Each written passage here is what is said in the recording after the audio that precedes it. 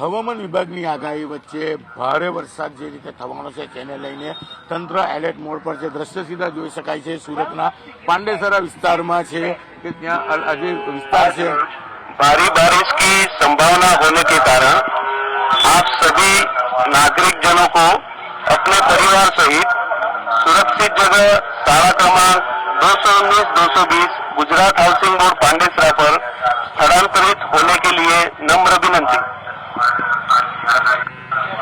आज रोज બિલકુલ આ પ્રકારે જાહેરાત કરવામાં આવી છે। ડોર ટુ ડોર માઇક સાથે જાહેરાત કરવામાં આવે છે ત્યારે મહાનગરપાલિકાનો કાફલો અહીંયા ગોઠવાઈ ગયો છે। લોકોનું જલ્દી સ્થળાંતર, કારણ કે વરસાદ પડતાની સાથે જ અહીંયા સૌથી પહેલું પાણી ભરાતું હોય છે અને ત્યારબાદ કહી શકાય કે ખાડી પૂરની સ્થિતિ બી અહીંયા ઊભી થતી હોય છે। ત્યારે આ તો ડોર ટુ ડોર માઇક છે સાથે મહાનગરપાલિકાની જે ગાડી છે ત્યાં આગળથી પણ એનાઉન્સ કરવામાં આવી રહ્યું છે કે આ વિસ્તારથી તમામ લોકો અહીંથી સટી જવાની અથવા તમામ લોકોને અહીંથી રેસ્ક્યુ થઈ અલગ અલગ જગ્યાએ જતા રહેવાની સૂચના આપવામાં આવી રહી છે। ત્યારે દ્રશ્ય જોઈ શકાય છે ફાયર વિભાગની ટીમને તૈનાત કરવામાં આવી છે।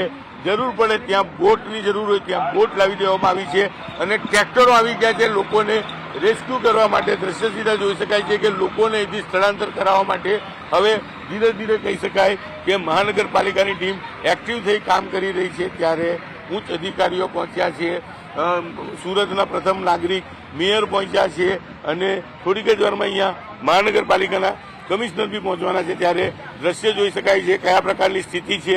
આપણી સાથે સીધા એમ नागराजन साहब से આપણે સીધા बात करें। सर आप पहुंचे हो यहाँ पे, अनाउंस किया जा रहा है, बोटें आ गई है, क्या स्थिति है? અત્યારે લો લાઇન વિસ્તારમાં લોકોને ખસેડવાની કામગીરી પૂરે જોશથી ચાલી રહ્યું છે।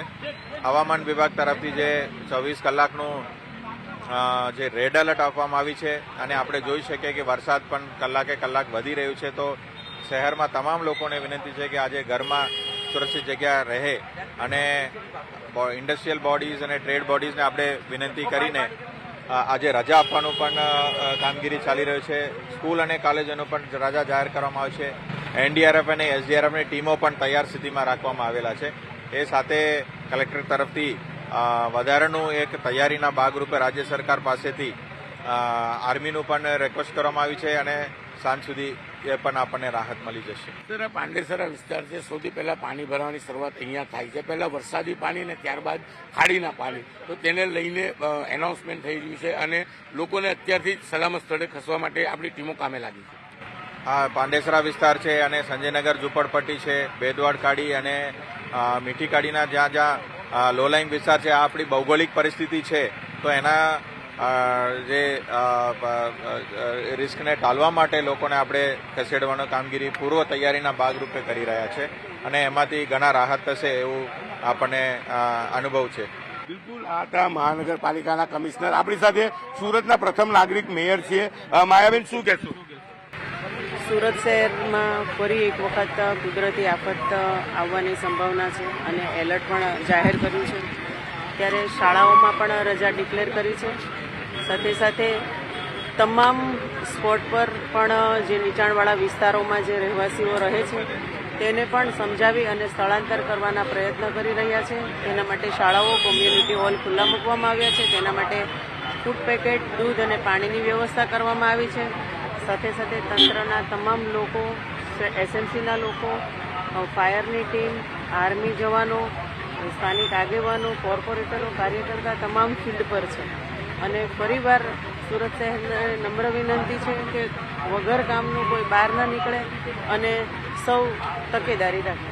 બિલકુલ કુદરતી આફત છે અને જે રીતે ભારે વરસાદની આગાહી છે, ચોક્કસ સુરતના તમામ કલેક્ટર વિભાગ હોય, મહાનગરપાલિકા હોય, પોલીસ હોય, ફાયર હોય, તમામ એલર્ટ મોડ પર છે। દ્રશ્ય જોઈ શકાય છે, ફાયરની ગાડી તૈનાત કરી દેવામાં આવી છે। અહીંયા રેસ્ક્યુ કરવું પડે તેના માટે બોટ આવી ગઈ છે, બોટ તૈયાર કરી દીધી છે અને આ લો લેવલ વિસ્તાર છે કે સૌથી પહેલું અહીંયા પાણી ભરાતું હોય છે। ત્યારે ચોક્કસપણે અહીંયાથી લોકોને સુરક્ષિત સ્થળાંતર, એટલે કે પાણી આવે પહેલા લોકોને સ્થળાંતર કરવા માટેની સૂચના આપવામાં આવી છે। લોકોનું સ્થળાંતર કરવાની શરૂઆત કરી છે અને જો કોઈ વ્યક્તિ પોતાના ઘરેથી ના નીકળે અને પાણી ભરાય ત્યારે તેમને રેસ્ક્યુ કરવા માટેની તમામ તૈયારીઓ કરવામાં આવી છે। ખાસ કરીને જે 24 કલાક કે 48 કલાક ભારે વરસાદની આગાહી છે ત્યારે ફાયર વિભાગના જવાનો તો તેના છે, સાથે સાથે એનડીઆરએફ, એસડીઆરએફ અને આર્મીની 2 પ્લાટૂનની પણ માંગણી કરવામાં આવી છે, તેમને ડેપ્લોય કરી દેવામાં આવે છે. અને હું દ્રશ્ય ફરી એક વખત બતાવવા માંગીશ કે મહાનગરપાલિકાનો આખો સ્ટાફ લાગ્યો છે, કારણ કે ટૂંક સમયમાં જ્યારે વરસાદ ધીરે ધીરે પોતાની ગતિ વધારી રહ્યું છે અને